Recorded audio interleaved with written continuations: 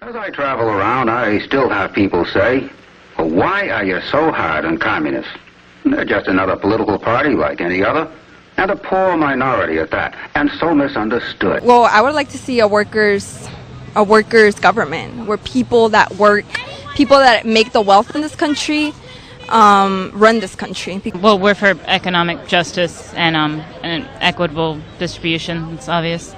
Well, we don't want the misunderstood, and that's why we're making this film.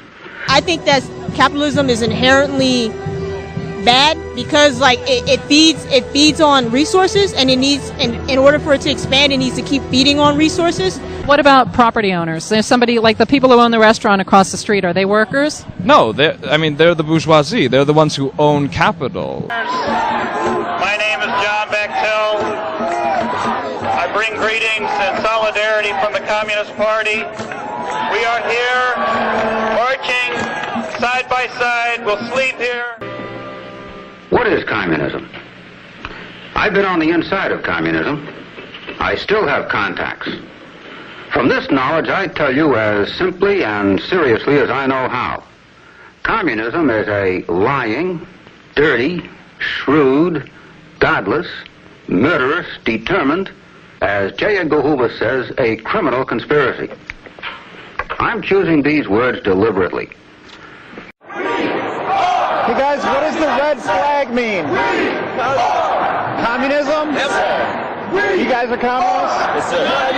99%. We'll be with this movement till we make all the changes that we know we have to make. My landlord's rich.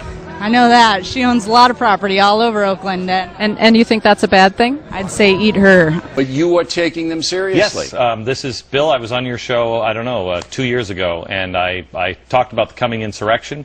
I've talked about this for a long time. This is the beginning of something. I don't know if this particular protest hangs through the cold months, how it mutates, but we are headed for a very tough summer. All right, take these people seriously. Let's walk through it.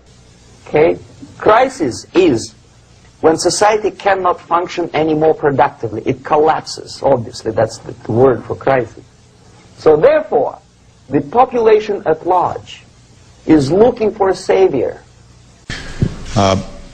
Obviously, I've heard of it. I've seen it on television.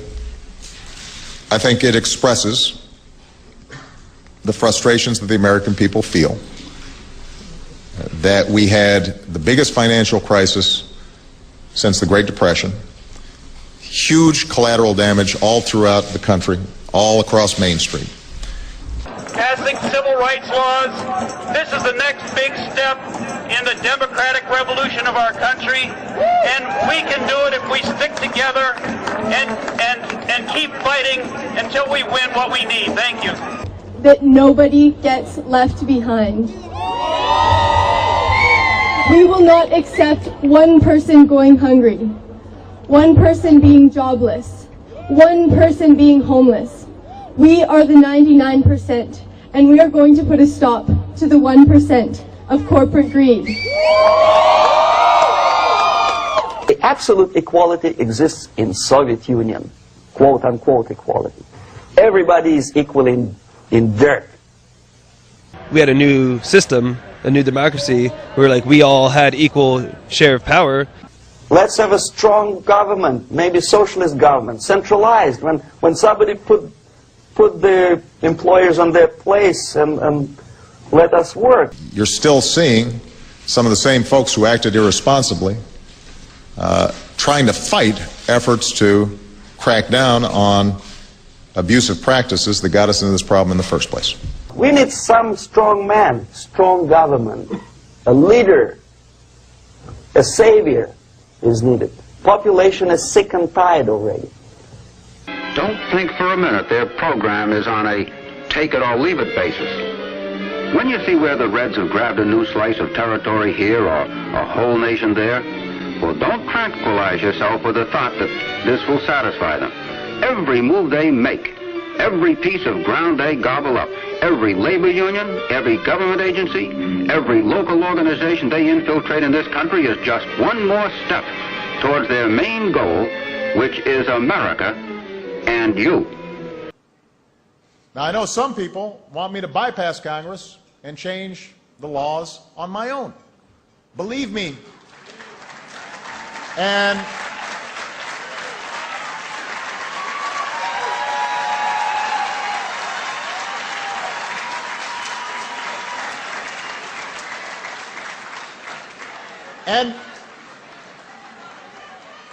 believe me, right now dealing with Congress, the idea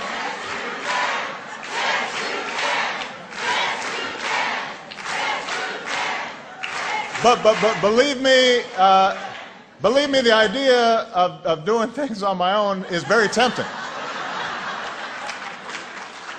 In years to come, if democracy falls, historians are going to look back on this time in which we are now living, and are going to say, how could any free and intelligent people living in a country like America let a gang of vicious outsiders come in and take over? Well, of course, the only answer would be that most Americans didn't realize or couldn't believe until it was too late that communists are what they are. I promise you, not just on immigration reform. But that's not how our system works. That's not how our democracy functions. That's not how our Constitution is written. Godless. To me, this is perhaps the most frightening word of all, because it accounts for every other bad word that describes them. We are horrified, yes, but why are we surprised? What do you expect of a people who say the church is our enemy and must be destroyed?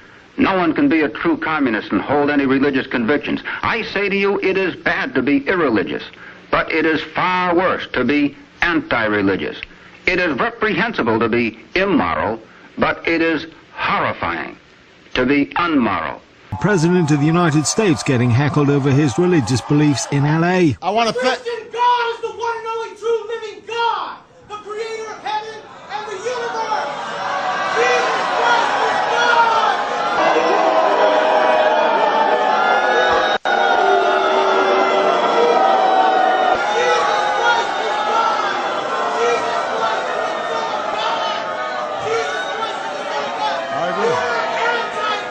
The crowd rising to Obama's defense until the offending man is removed from the fundraiser by Secret Service agents.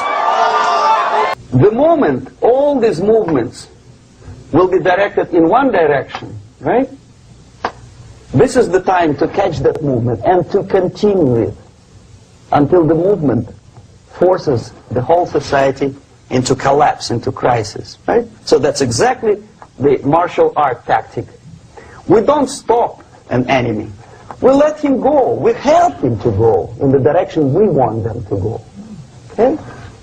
The media is doing a horrible job in explaining what this really is, what the roots are, how it is global in nature. I'm telling you, Bill, I said this 2 years ago that it's coming. All right. All the of media it is portraying it as dissatisfaction with the economy based on the unfairness. That's how the media is portraying This is a Marxist revolution that is global in its nature. All right. You know what this movement needs? One is obviously everybody's saying they need to kind of clarify. They need policy issues. This is what we want as opposed to... Right.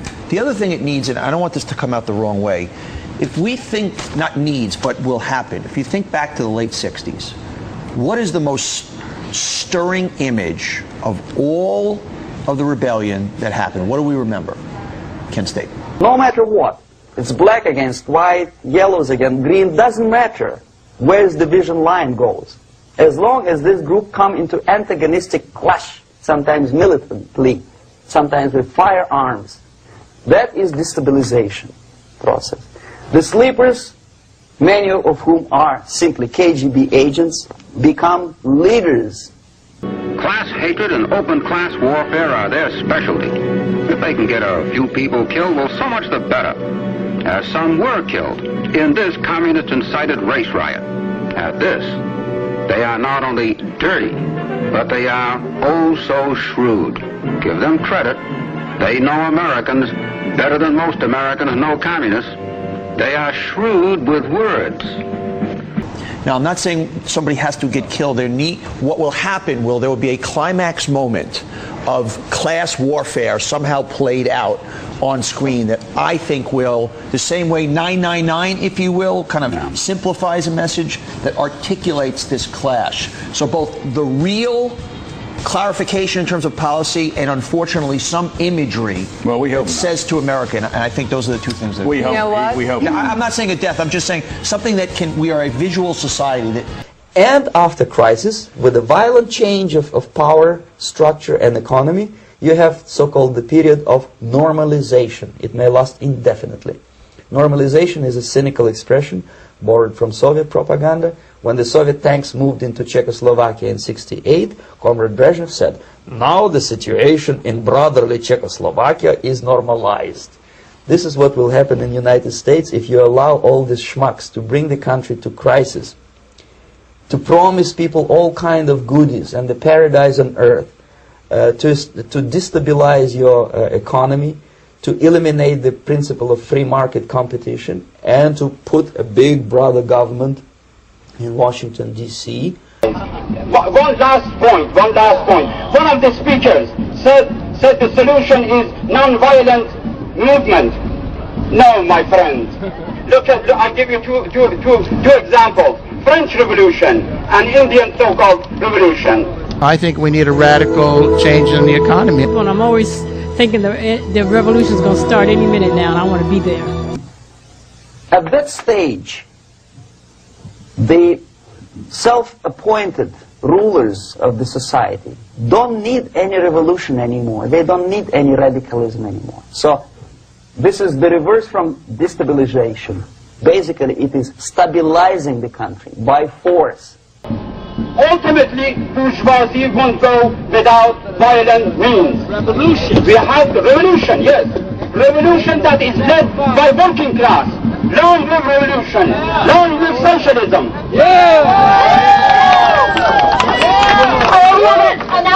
The new rulers need stability to exploit the nation, to exploit the country, to take advantages of the victory. Okay? So no more revolutionaries, please. Doug just said that he supports the use of force if it's what? If it maximizes social justice, if it can improve the lot of everyone, if it can increase the standard of comfort among the people, if it can maximize freedom, the ability to live our lives, and it improves our well-being, then yes, I believe there should be force. The psychological shock when they will see in future what the beautiful society of equality and social justice means in practice, obviously they will revolt. They will be very unhappy, frustrated people. And the Marxist-Leninist regime does not tolerate these people. Shit won't be exactly how you want it to be. Like, shit's gonna change, and you don't know what's gonna happen. It will fall big, just like all big societies have. I don't think the rich people realize who's going to go first. So all the sleepers and activists and social workers and liberals and homosexuals and professors and Marxists and Leninists are being eliminated physically sometimes. They've done their job already. Okay? They are not needed anymore. But while you're recoiling from this sight, save a little shudder for yourself. Why?